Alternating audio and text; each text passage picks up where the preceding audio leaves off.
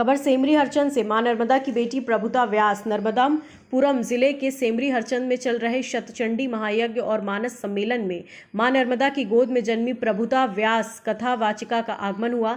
खबर भारतवर्ष के संवाददाता ने जाकर दीदी प्रभुता व्यास जी से आशीर्वाद लिया और बताया कि हमारा जन्म मां नर्मदा की गोद नर्मदापुरम में हुआ है।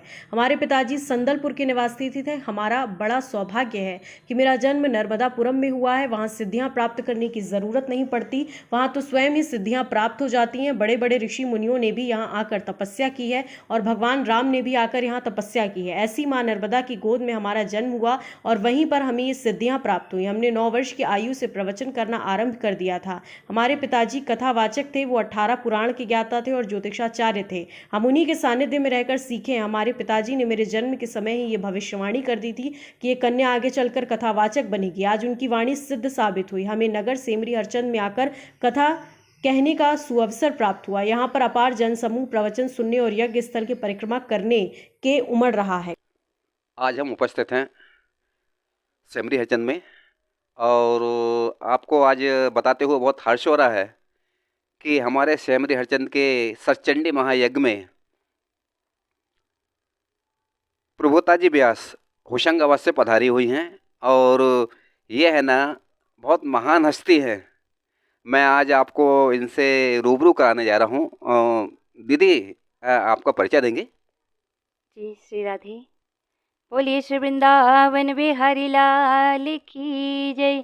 श्री राधा रानी सरकार की, श्री यज्ञ नारायण भगवान की। जी, बड़ा परम सौभाग्य का विषय है भैया जो पूछ रहे हैं।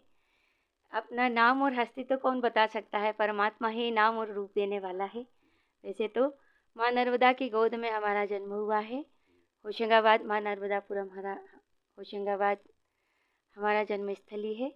हमारा गांव वैसे संदलपुर पड़ता है। हमारे पिताजी खातेगांव संदलपुर नेमावर के हैं, लेकिन हमारा परम सौभाग्य है कि माँ नर्मदा की गोद में हमें जन्म प्राप्त हुआ और वहाँ सिद्धियाँ करने की ज़रूरत नहीं पड़ती है जो भैया आप पूछेंगे अभी।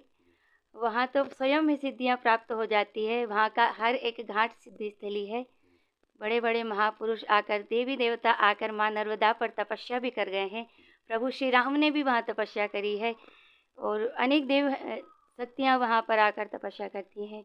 आप जाएंगे कोई तीर्थ स्थान तो वहाँ पर किसी स्थान पर बैठकर करेंगे तभी तपस्या प्राप्त होगी आपको सफल। लेकिन माँ नर्मदा का कोई भी तट चले जाइए, किनारा चले जाइए, वहाँ सिद्धियाँ प्राप्त होती है।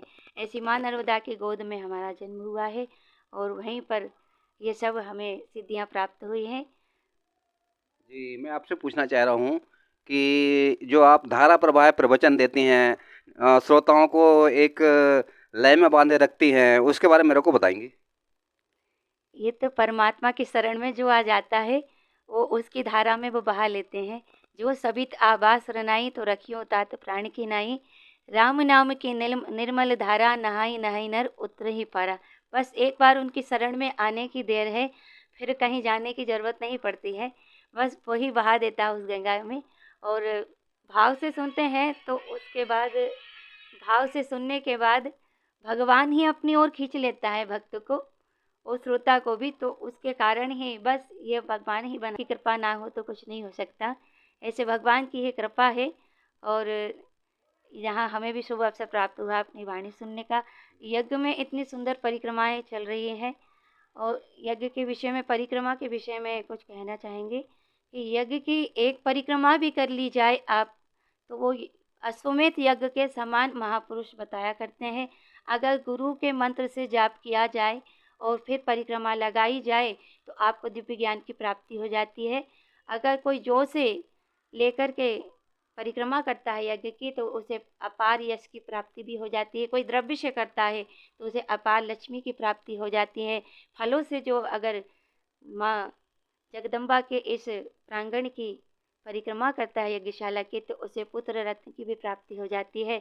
अनेक तीर्थों में अगर कोई ना भी जाए तो कहते हैं गणेश जी ने 3 परिक्रमा करने के बाद पूरी भूमि की परिक्रमा हो गई थी। इस प्रकार महापुरुष कहते हैं यज्ञशाला की परिक्रमा कर ली जाए तो अनेक तीर्थों का फल ही बराबर हो जाता है।